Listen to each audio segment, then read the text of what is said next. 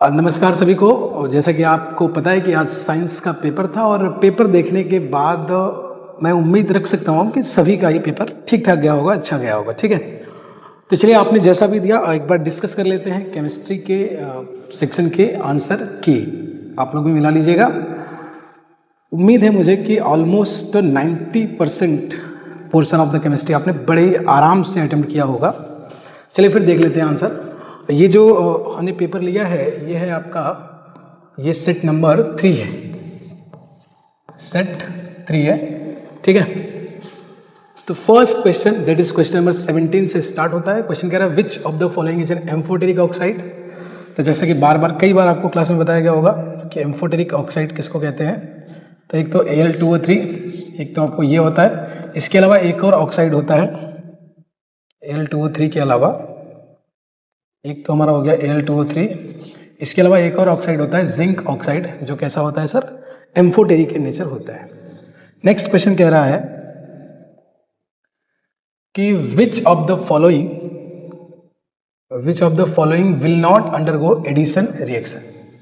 इनमें से कौन है जो एडिशन रिएक्शन में नहीं पार्टिसिपेट करेगा। ठीक है, तो एडिशन रिएक्शन में कौन पार्टिसिपेट करता है, एल्कीन एंड एल्काइन। एल्कीन और एल्काइन एडिशन रिएक्शन में पार्टिसिपेट करते हैं, एल्कीन पार्टिसिपेट नहीं करते हैं। तो C4H8 क्या है सर, एल्कीन है, मतलब ये पार्टिसिपेट करेगा। ये अल्काइन है, ये भी पार्टिसिपेट करेगा। ये एल्कीन है, ये भी पार्टिसिपेट करेगा। ये क्या है सर, ये एक एल्केन है, इसलिए ये एडिशन रिएक्शन में पार्टिसिपेट नहीं करेगा। ठीक है, नेक्स्ट अगर आगे बढ़े, क्वेश्चन नंबर 19 सिंपल है। कह रहा है कि magnesium ribbon Burns with a dazzling white flame and changes into a white powder as shown in the diagram। white powder sir किसका होता है, white powder होता है मैग्नीशियम ऑक्साइड का।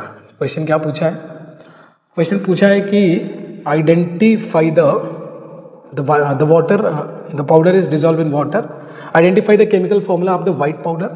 क्या आइडेंटिफाई करना है, chemical formula of the white powder क्या है सर, मैग्नीशियम ऑक्साइड।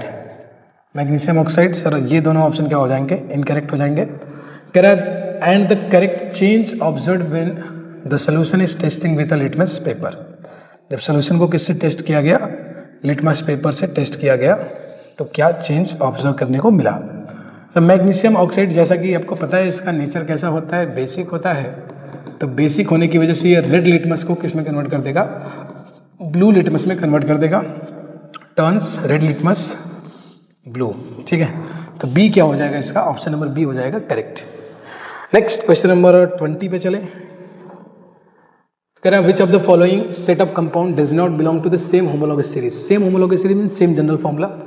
अब इसको कॉमन सेंस से भी कर सकते हो। कार्बन हाइड्रोजन का नंबर देखो 1 है, डबल करो 2 ऐड करो 4, डबल करो 2 ऐड करो 10, फिर डबल करो 2 ऐड करो 6, फिर डबल करो 2 ऐड करो 8, फिर डबल करो 2 ऐड करो 8, फिर डबल करो 2 ऐड करो 12, डबल करोगे 8, डबल करके 2 ऐड करोगे 12। इसका मतलब डी आपका क्या हो जाएगा, करेक्ट हो जाएगा, बिकॉज ये जो है ये एल्कीन सीरीज से बिलोंग करता है और इसके अलावा सारे ही जो ऑप्शन दिए गए थे वो सारे एल्केन से बिलोंग करते हैं। ठीक है, और नेक्स्ट क्वेश्चन नंबर 21 पे चला जाए। कह रहा 4 सोल्यूशन नेमली फ्रक्टोज। कौन कौन सोल्यूशन है सर, फ्रक्टोज है, इथेनॉल है, hydrochloric acid and sodium hydroxide है। Filled in a 4 separate beakers are connected 1 by 1 in an electric circuit with a bulb, the solution in which the bulb will glow when current is passed। कह रहा है कि 4 solution है, fructose है, ethanol है, hydrochloric acid और sodium hydroxide है। सब में बल्ब लगाया गया, इलेक्ट्रोलाइटिक जो कंडक्टेंस वाला सेटअप होता है वो किया गया है। कह रहे जब करंट पास किया जाएगा तो किस में बल्ब ग्लो करेगा। तो ये करेक्ट हो जाएगा hydrochloric acid and sodium hydroxide, because both are good electrolyte. ठीक है, चलिए आगे बढ़ते हैं। नेक्स्ट कह रहा है study the following table and select the correct option. Salt दिया है, एसिड दिया है, बेस दिया है, नेचर ऑफ द सॉल्ट दिया है। NaCl है, NaCl है, तो इसका नेचर कैसा होगा, बेसिक नेचर का तो नहीं होगा, न्यूट्रल नेचर होगा। ठीक है, Na2CO3 कैसा होगा, न्यूट्रल नहीं होगा। अगेन ये कैसा होगा, Na2CO3 ये कौन स्ट्रॉन्ग बेस है, वीक एसिड है, मतलब बेसिक नेचर होना चाहिए। ये दोनों ही आपके स्ट्रॉन्ग है, तो ये न्यूट्रल होना चाहिए था। और ये आपका वीक एसिड है और ये स्ट्रॉन्ग बेस है, तो ये बेसिक नेचर होना चाहिए, इसलिए डी क्या हो जाएगा, करेक्ट हो जाएगा। ठीक है, नेक्स्ट क्वेश्चन नंबर 23 देखा जाए तो galvanization is a process of coating iron articles with a thin layer of zinc to prevent iron from rusting. The iron is protected even if the zinc coating is scratched and iron is exposed, which of the following is are true about how zinc prevents the rusting of iron. कह रहा है कि iron के ऊपर zinc की coating की जाती है थ्रू द इलेक्ट्रोप्लेटिंग। इस प्रोसेस को गैल्वेनाइजेशन कहते हैं, जैसे कि ऑलरेडी हमने डिस्कस किया है क्लास के अंदर। कह रहा है कि जो जिंक होता है वो आयरन को कैसे प्रोटेक्ट करता है, उसमें PQR के रूप में स्टेटमेंट दिए। कौन सा स्टेटमेंट करेक्ट है? फर्स्ट कह रहा है कि galvanized iron article does not undergo oxidation. ये बात गलत है। क्यों गलत है सर? ये बात इसलिए गलत है क्योंकि गैल्वेनाइज्ड आयरन आर्टिकल जो होंगे वो ऑक्सीडेशन में पार्टिसिपेट ही न करें, ज़रूरी नहीं है, करते हैं। कैसे? ये मान लो आयरन की शीट है, इसके ऊपर हमने थिन लेयर लगा दी जिंक की, तो जैसे ये कांटेक्ट ऑफ एयर में आएंगे तो ऑक्सीडाइज जिंक होगा और ZnO बना देगा, जो फर्दर प्रोटेक्ट करेगा किसको? आयरन को। जिंक ऑक्साइड के लिए प्रोटेक्ट करेगी किसको? आयरन को। अब क्या ये जो आर्टिकल है, आर्टिकल तो ये पूरा आर्टिकल कहलाएगा, गैल्वेनाइज्ड आर्टिकल जो है उसमें आयरन भी है और जिंक भी है। क्या ये ऑक्सीडेशन में पार्टिसिपेट ही नहीं किया? ऐसी बात नहीं, ऑक्सीडेशन में पार्टिसिपेट किया है। ये सेफ इसलिए है क्योंकि ऑक्सीडेशन आयरन का नहीं हुआ है, जिंक का हुआ है। तो ऐसी बात नहीं है, ये बात गलत है। ऑक्सीडेशन होता है, आयरन का नहीं होता है, जिंक का होता है। नेक्स्ट कह रहा था zinc coating prevents contact of iron with air. सही बात है। जो जिंक की कोटिंग होती है ऊपर, वो आयरन के डायरेक्ट कॉन्टेक्ट ऑफ एयर को क्या करती है? ब्रेक कर देती है, मतलब प्रिवेंट करती है उसको। नेक्स्ट कह रहा है zinc provide continuous protection to iron from rusting. सही बात है, कंटिन्यूअस प्रोवाइड करता है, तो ये ऑप्शन हो जाएगा C, Q and R। Next आगे बढ़ा जाए। बहुत मुश्किल क्वेश्चन तो नहीं लग रहा है, बाकी आप कमेंट करके बताइएगा आपके कितने सही हुए MCQ। असर्शन रीजन को देखा जाए तो कह रहा है reaction of quick lime with water is an exothermic reaction. सही बात है। कैल्शियम ऑक्साइड की रिएक्शन वाटर के साथ जिसमें फॉर्म होता है calcium hydroxide, that is slaked lime. ये कैसी रिएक्शन होती है? तो ये एक एक्सोथर्मिक रिएक्शन होती है बिकॉज हीट इवॉल्व होती है। कह रहा है large amount of heat is evolve on the reaction. देखो ये वही बात जो हमने अभी जस्ट बोली, क्योंकि large amount of heat evolve होती है इसीलिए इसको एक्सोथर्मिक रिएक्शन बोलते हैं। इसका मतलब both are correct and reason is the correct explanation of A। Next अगर हम चले किस पे? शॉर्ट आंसर टाइप क्वेश्चन पे, तो कह रहा है कि right the preparation of baking soda and how does it help in making cake soft and spongy. इसमें 2 क्वेश्चन के जवाब देने। देखो ये आपको पहले भी समझाया गया था कि जब भी 2 मार्क्स या 3 मार्क्स या 4 मार्क्स के क्वेश्चन आएंगे तो CBSE के जो न्यू पैटर्न है इसमें ज़्यादा लेंदी लिखने का जो स्टेप है बहुत कम हो गया है। अब क्या करते हैं, इसमें 2 मार्क्स के क्वेश्चन है तो 1-1 नंबर की 2 चीज़ें पूछती है। अब अगर इसमें स्टेप मार्किंग देखी जाए तो एक नंबर आपको इस पे मिलेंगे, प्रिपरेशन ऑफ बेकिंग सोडा पे मिलेंगे, और दूसरा 1 नंबर किस पे मिलेगा? How does it help in making cake soft and spongy. ठीक है, 1 नंबर इसके मिलेंगे और 1 नंबर उसके मिलेंगे। कैसे मिलेंगे? इसके लिए आपको एक केमिकल रिएक्शन लिख सकते हो। कौन सी रिएक्शन? इकलौती रिएक्शन है अपने सिलेबस में जिसमें 4 रिएक्टेंट इन्वॉल्व होते हैं, प्लस CO2 प्लस NH3। क्या बनता है सर? NH4Cl plus NaHCO3। इस तरीके से ये मेथड ऑफ प्रिपरेशन है। बाकी आपको पता है ये जो NaHCO3 होता है, NaHCO3 होता है, जब इसकी रिएक्शन H+ यानी एसिड से कराई जाती है, ये कहाँ से आता है? एडिबल एसिड से आते हैं। केक फॉर्मेशन के दौरान विनेगर यूज किया जाता है या कुछ एडिबल एसिड यूज किए जाते हैं, जिससे रिएक्शन करके ये कौन सी गैस निकालता है? कार्बन डाइऑक्साइड गैस निकालता है। यही रिलीज्ड कार्बन डाइऑक्साइड केक को कैसा टेक्सचर देती है? Soft and spongy.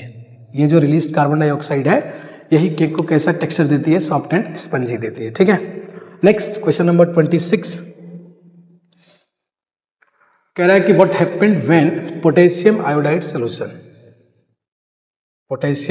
Solution is added to lead two nitrate. ये फेमस रिएक्शन है। लेड आयोडाइड का येलो प्रेसिपिटेट बनता है। बाकी नीचे लिखा है कि write balanced chemical equation of the reaction involve in support of your answer. जो भी आप आंसर दे रहे हैं उसके सपोर्ट के लिए एक बैलेंस्ड केमिकल इक्वेशन लिखिए। तो एक तो आप स्टेटमेंट लिखना चाहो तो हम कह सकते हैं कि a yellow PPT of lead iodide, that is PbI2 is formed। आगे मैं रिएक्शन लिख दे रहा हूं और रिएक्शन किससे करानी? Ki से करानी है और किसकी करानी है? लेड नाइट्रेट की करानी है। आगे बैलेंसिंग के लिए यहां 2 लगा सकते हैं। PbI2 बन जाएगा +2 KNO3 बनेगा, NO3 है वो, KNO3 है, ठीक है। नेक्स्ट कह रहा है zinc is added to copper two chloride. Zinc की रिएक्शन किससे करा रहे हैं? कॉपर टू क्लोराइड, मतलब CuCl2 से करा रहे हैं।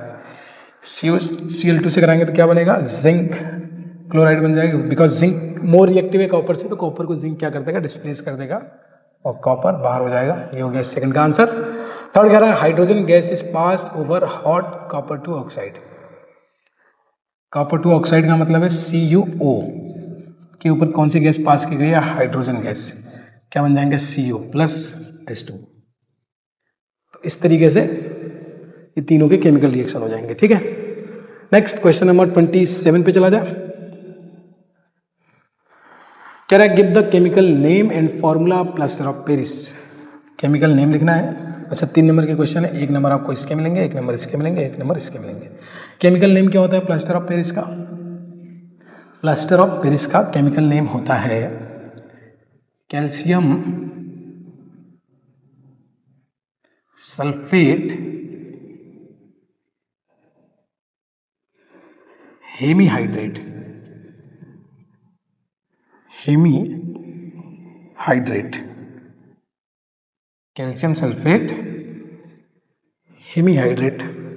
बाकी फॉर्मूला क्या हो जाता है इसका सर? फॉर्मूला हो जाता है CaSO4 डॉट हाफ H2O। आगे कह रहा है right the chemical equation of its preparation. इसकी प्रिपरेशन की केमिकल इक्वेशन, जिप्सम को हीट करके बनाते हैं CaSO4 डॉट 2H2O, इसको क्या कहते हैं सर? जिप्सम कहते हैं। इसको हीट कर देते हैं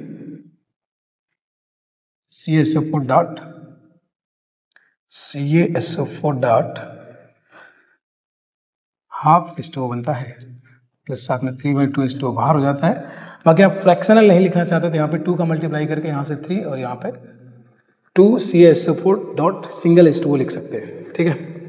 आगे करा give any 2 use of it. 2 multiple use आपको पता होंगे, बाकी 2 ही लिखना था। तो एक तो लिख सकते थे आप ब्रोकन हड्डी को जोड़ने में काम आती है ना, ब्रोकन बोन्स है ना, जो आपको स्टेटमेंट लिखा हो। बाकी इसके अलावा पीओपी के जानते हैं, प्लास्टर कोट लगाने के लिए आजकल दीवारों पे पुट्टी चढ़ाई जा रही है, पीओपी प्लास्टर ऑफ पेरिस से, ठीक है। नेक्स्ट आगे बढ़ा जाए। क्वेश्चन नंबर 27 का और वाला सेक्शन देख लेते हैं क्या कह रहा है। ये कह रहा है कि name the acid present in ants sting. इसमें आंट्स की स्टिंग में कौन सी एसिड प्रेजेंट होती है? तो मिथेनोइक एसिड होती है, जिसको हम फॉर्मिक एसिड भी कह सकते हैं। फॉर्मूला हो जाता है HCOOH। नेक्स्ट कह रहा है give reason while diluting an acid it is recommended that acid should be added to water, not water should be added to acid. Because reason आप सिंपल स्टेटमेंट दीजिएगा, बहुत घुमा फिरा के नहीं दीजिएगा, मीन्स आपने दिया होगा। तो अगर आप ये आंसर दे सकते थे, टू द पॉइंट आपको रहना चाहिए था, आई होप आप रहे होंगे। ये because dilution of acid is an exothermic process. कैसा प्रोसेस होता है सर? एक्सोथर्मिक प्रोसेस होता है।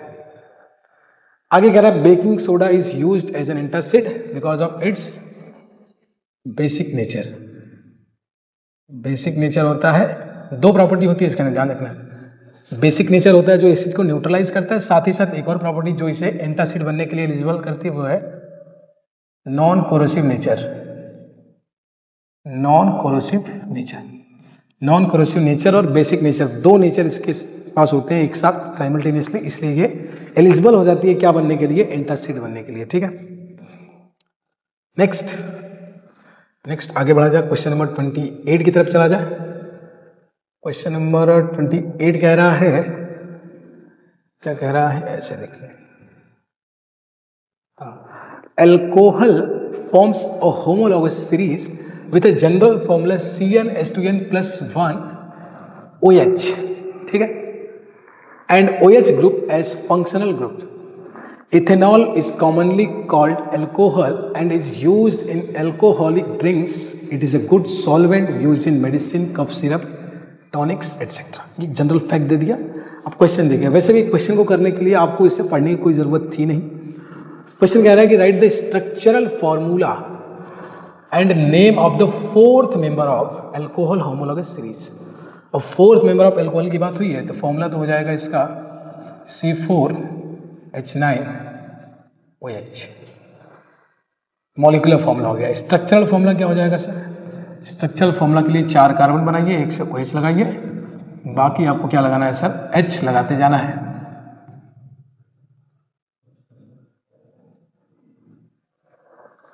इसके अलावा और क्या करना था? नेम भी लिखना है। क्या नेम भी लिखना है? नाम नेम क्या हो जाएगा इसका सर? Butanol, butanol. ठीक है, कोई दिक्कत नहीं। What happens when ethanol is heated with a alkaline KMnO4? क्या होगा सर? एसिटिक एसिड का फॉर्मेशन होता है, formation of acetic acid occurred. आगे कह रहा है इसका केमिकल इक्वेशन लिख दीजिए। चलिए इधर लिख देते हैं। इथेनॉल होता है CH3CH2OH, ऐसे लिख सकते हैं, या C2H5OH लिख सकते हैं। इसको हीट करना है सर किसके साथ? Alkaline KMnO4, alkaline KMnO4। क्या बन जाएगा सर? CH3COOH, CH3COOH। साथ में क्या निकल जाता है? साथ में वाटर निकल जाता है। सी है ना, सी, हाँ सी। कह रहे हैं right the chemical equation for of reaction of ethanol with ethanoic acid. Ethanol की रिएक्शन इथेनोइक एसिड करानी है in the presence of concentrated H2SO4। ये एस्टरिफिकेशन वाली रिएक्शन है। सी वाले का आंसर यहां देता हूं। एस्टरिफिकेशन कैसे होगा? C2H5OH, यही इथेनॉल है, ऐसे भी लिख सकते हैं, ऐसे भी लिख सकते हैं। इसकी रिएक्शन किससे करानी है? एसिटिक एसिड के साथ, और साथ में क्या लेना है? कंसंट्रेटेड H2SO4 लेना है। क्या बन गया? ये बन जाएगा CH3COOC2H5, CH3COOC2H5 है, ठीक है। ये क्या है? C2H5, CH3COOC2H5। इसका नाम क्या हो जाता है? इसका नाम हो जाता है इथाइल एसीटेट, इथाइल एसीटेट नाम हो जाता है। रिएक्शन का नाम क्या हो जाता है? Right the name of this, right the name of this in the process. क्या कहना चाह रहा है? अच्छा नहीं, right the name of this reaction, ये कहना चाह रहा है ना, यहाँ से ये रिएक्शन लिखा है यहाँ पर। रिएक्शन का नाम क्या होता है? रिएक्शन का नाम होता है एस्टरिफिकेशन, एस्टरिफिकेशन।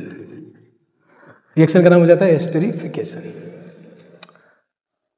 नेक्स्ट बी वाला पार्ट देखा जाए इसका, मतलब सी वाला पार्ट, सी का और वाला part. Correct. What happens when ethanol is heated with excess concentrated sulphuric acid 443 kelvin? क्या बनेगा सर? एल्कीन का फॉर्मेशन होगा। कैसे होगा? C2H5OH, इसको हीट करेंगे किसके प्रेजेंस में? कंसंट्रेटेड H2SO4 के प्रेजेंस में एट 443 केल्विन। क्या बनेगा? C2H4 प्लस साथ में क्या बनेगा? वाटर बनेगा। What is the role of the concentrated sulfuric acid in the concentration? क्या रोल रहता है इसका? ये काम करता है डिहाइड्रेटिंग एजेंट का, डिहाइड्रेटिंग एजेंट का काम करता है। अब कह सकते हैं ऐसे कैटलिस्ट यूज होता है, ठीक है। वैसे रिएक्शन को यही इनिशिएट करवाता है। Next question number 29, attempt either option A और ऑप्शन बी। हम दोनों देखेंगे। 29 ए कह रहा है give reason for the following. Ionic compounds have generally high melting points and boiling point because of strong electrostatic force of attraction between ions. Ions के बीच में strong electrostatic force of attraction होता है, इसलिए इनका melting point and boiling point क्या होता है? काफी हाई होता है। आगे कह रहा है solder and alloy of lead and tin is used for welding electrical wires because जब अलॉय बनाते हैं ना, तो जो अलॉय होता है उनका मेल्टिंग पॉइंट क्या होता है? काफी हाई होता है। अलॉय का मेल्टिंग पॉइंट क्या होता है? काफी हाई होता है। तो खुद मेल्ट नहीं होंगे मगर इलेक्ट्रिकल वायर को क्या कर देंगे? मेल्ट कर देंगे, ठीक है। नेक्स्ट कह रहा है कि carbon can not reduce the oxidize of Na और Mg बिकॉज कार्बन लाइज नीचे को क्या बोलेंगे? बिलो। Na और Mg in the reactivity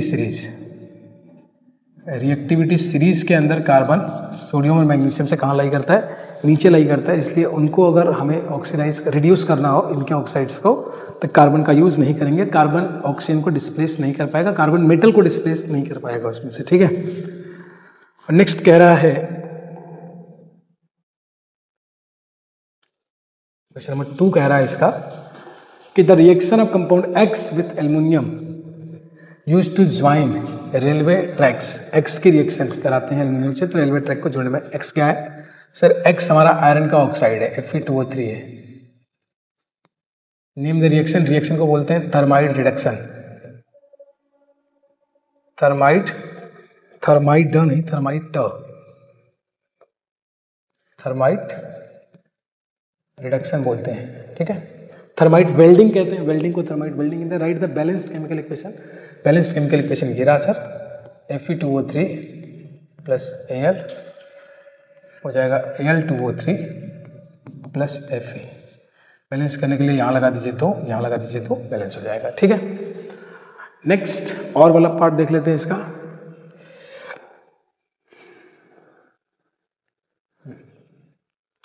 can write the balanced chemical equation when a mixture of Cu2 and Cu2s को heat किया जाता है।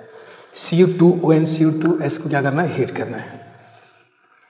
कहाँ लिखते हैं, इधर लिखते हैं, Cu2O प्लस Cu2s जब हीट करेंगे तो रिजल्ट क्या बनेगा, Cu प्लस SO2 बनता है।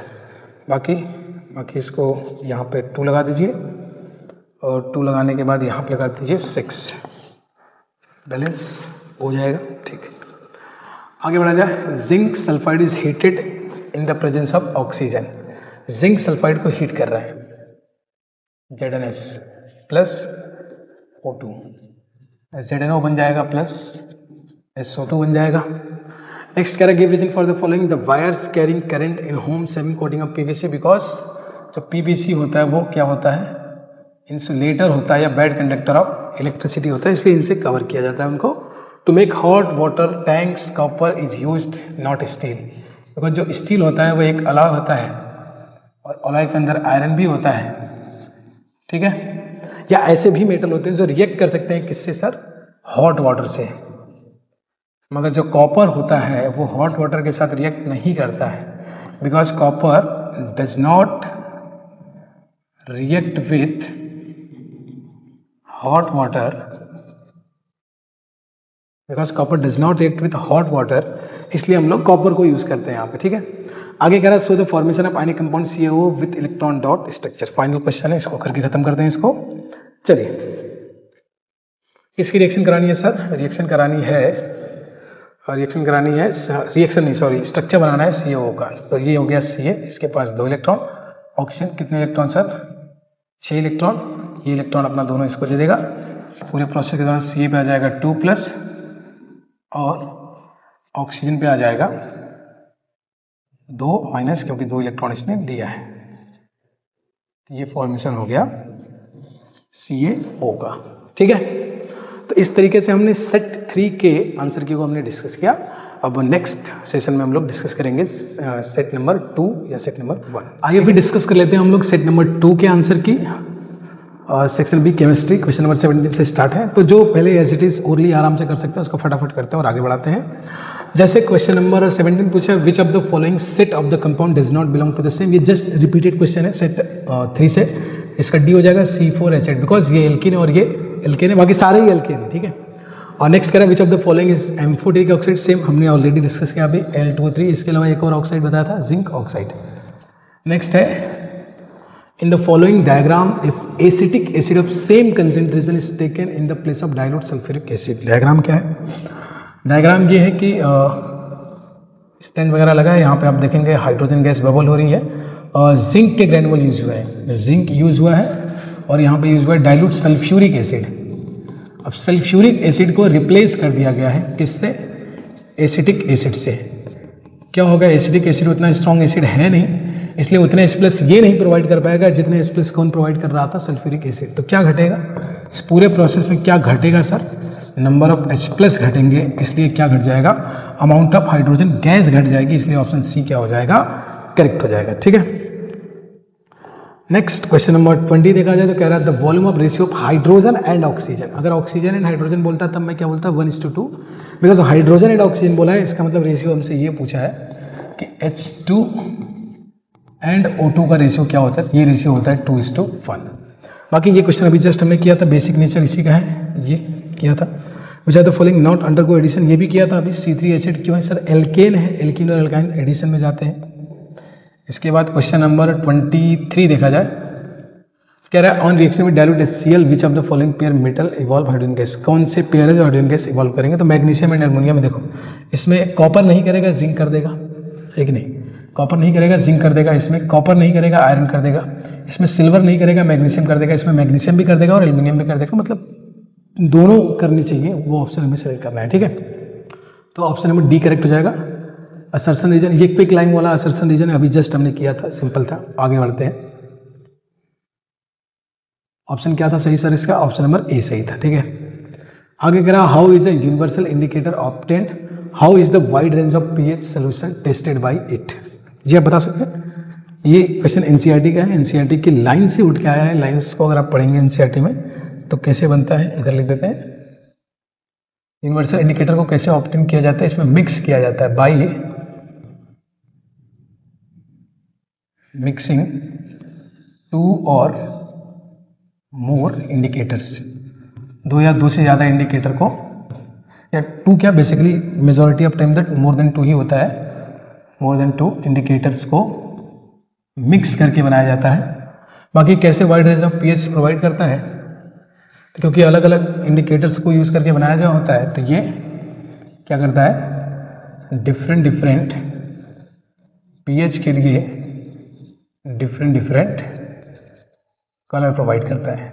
ठीक है, आगे कह रहा है कि what happens when calcium carbonate is heated, ये देख लीजिए रिएक्शन लिखा गया है, CaCO3 को हीट करोगे CO2 बन जाएगा यहाँ पे, है ना, हीट का सिंबल। बाकी सिल्वर ब्रोमाइड को एक्सपोज करोगे सनलाइट में तो क्या होगा, AgBr, Ag और Br2 में कन्वर्ट हो जाएगा। यहाँ पे ब्लैक एंड व्हाइट फोटोग्राफी में यूज किया जाता है इसको। आगे कह रहा है lead is added to copper 2 chloride, क्या होगा, Pb को CuCl2 में ऐड करेंगे तो PbCl2 बनेगा और क्या बनेगा, Cu कॉपर बनेगा। ठीक है, right the balanced chemical equation, balance लिखा गया है। ठीक है, आगे बढ़ा जाए, ये प्लास्टर ऑफ पेरिस वाला केस जस्ट अभी डिस्कस किया था, आगे बढ़ते हैं, इसको छोड़ते हैं। ये प्रेजेंट आंट स्टिंग वाला ये भी किया था अभी जस्ट पिछले, आगे बढ़ते हैं। एल्कोहल वाला सवाल अभी किया था पिछले में, रिपीटेड है, आगे बढ़ते हैं। ये सब किया था, ये वाला भी किया था।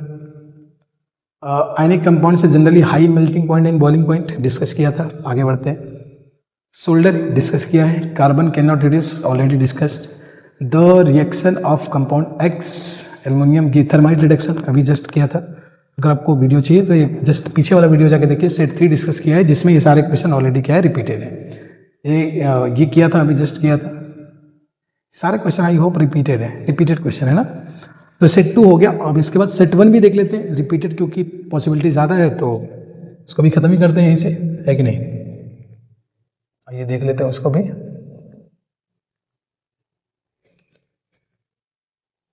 यहां से सेट 1 ओपन करते हैं।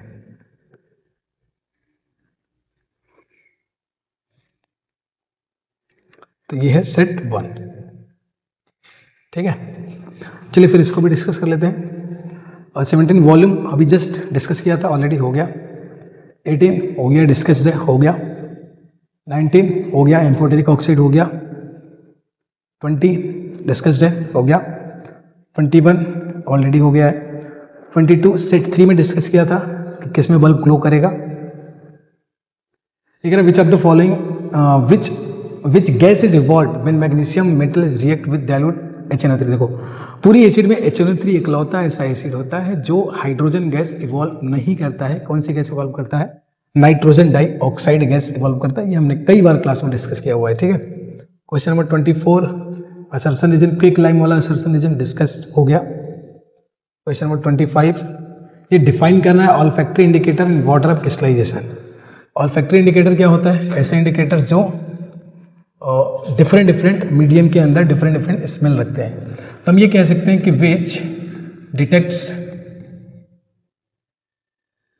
डिटेक्ट्स क्या कहेंगे, इंडिकेट्स कहेंगे, है ना, which indicates the presence of N acid और बेस थ्रू स्मेल, जो स्मेल के थ्रू इंडिकेट करते हैं, ठीक है। वाटर ऑफ क्रिस्टलाइजेशन क्या होते हैं, number of water molecule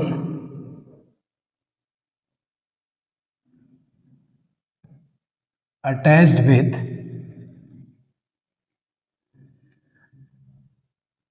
a salt, या फिर यहां पे आयनिक कंपाउंड लिख सकते हैं, ड्यूरिंग इट्स क्रिस्टलाइजेशन। किसी भी सॉल्ट या आयनिक कंपाउंड की क्रिस्टलाइजेशन के दौरान जितने number of water molecule attach हो जाते हैं उससे वो कहलाता है वाटर ऑफ क्रिस्टलाइजेशन, या इसका एक और नाम होता है वाटर ऑफ हाइड्रेशन, ठीक है। और नेक्स्ट कह रहा है what happens when lead two nitrate is heated. ये वाला केस देखिए इंपॉर्टेंट है, बढ़िया है।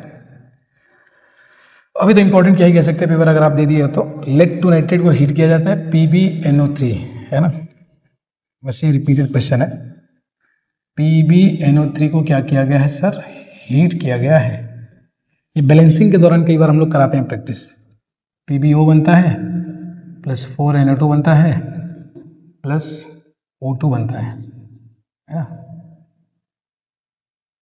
PbO यहाँ पे 2 लगा दो, बैलेंस हो गया क्या, चेक कर लो, 2 है और 2 3 अच्छे तो 12, 2 4 10 12, ठीक है, बैलेंस। आगे बढ़ा जाए। आयरन टू सल्फेट को हीट किया जाएगा। अब ये वाला केस थोड़ा इंपॉर्टेंट रहता है। आयरन टू सल्फेट ये होता है FeSO4। एक तो इसमें ध्यान दो ये क्रिस्टलाइन फॉर्म में होता है, 7H2O साथ में होता है। इसको पहले हम हीट करते हैं तो ये हट जाता है, ये ग्रीन कलर का होता है, ग्रीन कलर का होता है, ये बन जाता है FeSO4। क्या बन जाता है, FeSO4। ये कैसा हो जाता है, कलरलेस हो जाता है। फिर इसको हीट करते हैं तो Fe2O3 प्लस SO2 और प्लस साथ में क्या देता है, O2 देता है। बाकी बैलेंसिंग आपको पता है, बैलेंसिंग कर लेंगे आप, ठीक है। कह रहे silver chloride is expose to sunlight, ये कर लिया हमने। सिल्वर ब्रोमाइड वहां पे था, यहाँ पे क्या है, सिल्वर क्लोराइड है। तो AgCl लेंगे 2 और हीट कर देंगे, सनलाइट यहाँ पे लिख देंगे, क्या बन जाएगा 2Ag plus Cl2, chlorine gas बन जाएगी, ठीक है। आगे बढ़ा जाए, चलिए। क्वेश्चन नंबर 27 कह रहा है give the plaster of Paris वाला क्वेश्चन कर लिया हमने। ये अंट स्टिंग वाला क्वेश्चन हो गया है, एल्कोहल वाला क्वेश्चन हो गया है, ये सारे क्वेश्चन हो गए, ठीक है। तो इस तरीके से हमने डिस्कस कर लिया आंसर की of the chemistry section of the science paper, ठीक है। चलिए, थैंक यू सो मच।